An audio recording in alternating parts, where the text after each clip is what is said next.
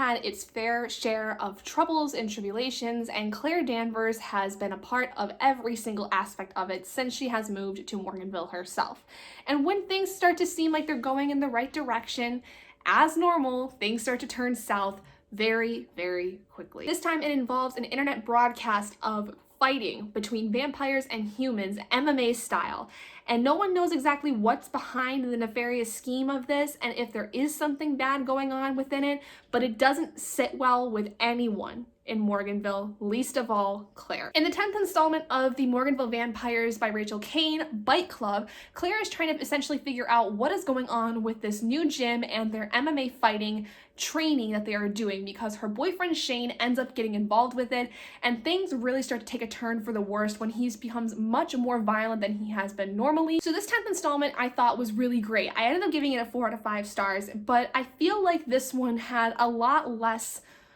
good points about it than Ghost Town did, which was the book prior to this that I found to be my most favorite book so far in the Morganville Vampires series. The reason being, I feel like within the first 30 pages of this novel, there was so much time spent trying to rehash and relay a lot of the things that had happened in the last book or the last several books that I feel like was really unnecessary. This is something I've been thinking a lot about because I feel like, especially within the 10th book of the series, people know what's going on. However, at the same time, I do understand that there may have been a large gap between Ghost Town and Bite Club, that there may have been some relaying and recapping needed in order for the reader to possibly understand where everything is. But as someone who has been trying to read these novels pretty much back to back to back to back, the rehashing and the recapping do not seem to work. It just seems to really bog down the story and make it kind of like you're just trudging through the beginning of the story and trying to find where the real story of this one is starting. Another thing I feel like was a massive, massive hit to this, and I wonder if this is more so a personal thing for me as opposed to what a lot of other readers would say about this, is that Shane's level of violence in this is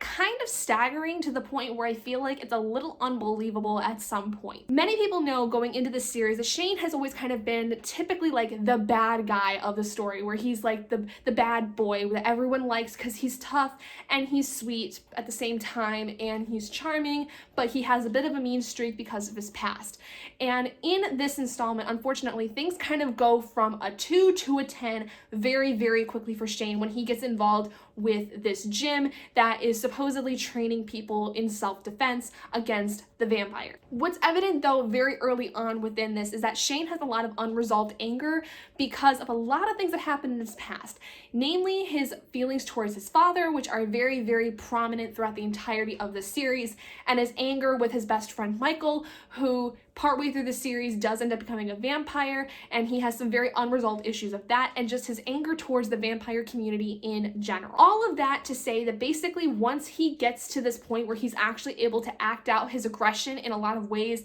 it starts to take him over. And I feel like it takes him over to a point that is unrealistic in a lot of ways, because I feel like although he has a right to be angry and a right to be upset at these things that he has kind of repressed for a long time. Here's the thing though, this is not the first time these things have come up for Shane, that he has realized that he has these repressed feelings. It's happened many times in the series, but for some reason, this particular instance makes it so that things go from 0 to 100 very quickly. Now, there is a particular reason why that is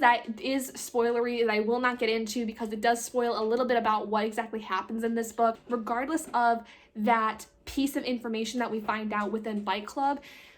it still seems a little unrealistic that Shane would really go to the lengths that he does in this, because there are points where he nearly hurts Claire, his girlfriend, who he loves very dearly, and he wants to protect her. He wants to protect her to a point where he cannot stand some of the things that she does, because he thinks it makes it harder for him to be able to protect her. And it just becomes a little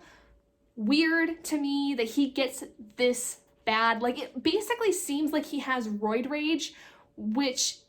doesn't fit Caine at all. He's never been that kind of a guy. Like, yes, he's always been very angry and he's been very much the brooding character, but never to this level. And I feel like it was just a little too quick for him to get like this. I guess just for me, I feel like the one fact that makes it so that he gets to this point wasn't enough for me to really believe that he could get this angry. Like, I feel like there would have been more of a barrier between him and his anger that would have been involved in this, and I feel like that barrier was just dropped way too quickly for me to really believe that he could be this kind of guy. And honestly, a lot of the things he does in this I think are kind of unforgivable. However, what I will say is I feel like that this is still one of my more favorites of the series, because I feel like, especially like I said with Ghost Town, at this phase in the Morganville vampires, Rachel Caine has really grown into her writing to where her scenes are actually much more well developed. The action scenes are really great and very much on the edge of your seat. I will say probably for the last 30 pages of this book, I was literally on the edge of my little cushion here because I was so scared. I did not really remember what had happened at the very end of this, but it was very intense and I did not know how things were going to go. And I nearly teared up at the very end of this book because I felt so many things. And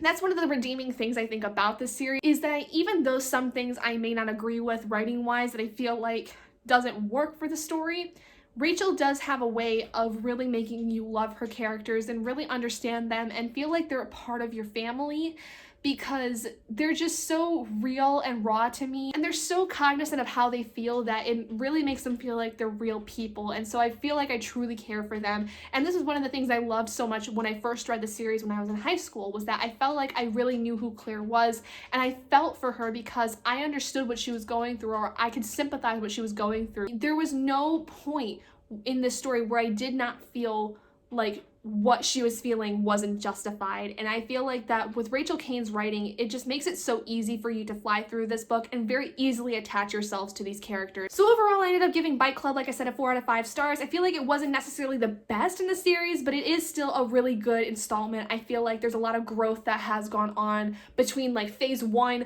of the Morganville vampires with the first 8 books that started off the series, and now going into phase 2 with Ghost Town, Bite Club, and the other books that follow in this series. I just feel like phase 2 is like the big point in the story where not only do we see Rachel's writing grow tremendously from book to book, but the story itself becomes so much more intense. Like, I feel like Ghost Town, the book before Bite Club, was this series, Harry Potter and the Prisoner of Azkaban, where things very quickly turned dark, and like with Goblet of Fire, Bite Club really gets nitty-gritty with what is really going on in this town and some of the things that are happening, and it just shows that you can't really trust a lot of people in this town because somebody is basically always trying to kill you. But thank you guys so much for joining me in my review for Bite Club. If you guys did enjoy it, please do give it a big thumbs up, and let me know if you are reading this series with me, if you are up to Bite Club, what you thought of it. If you've read nothing of this series, please do go check out this series. It may be older, it may not be as great as some of the more contemporary novels we have now, but if you are really looking to get into vampire literature and seeing kind of how things have progressed since the early 2000s, I definitely would pick up this series, because it's interesting to see how, especially Rachel Caine, how her writing from the mid-2000s, starting off with this series up to more recent pieces of hers, have grown. And I feel like this is also a really good example of how vampire literature grows over the course of time, with things like Twilight and the Morganville vampires and Vampire Academy and the Vampire Diaries and things of that nature. If you haven't already and you'd like to be, hit that button down below and subscribe to become an owlet in our flock, and I will see all of you guys in my next video. Bye guys!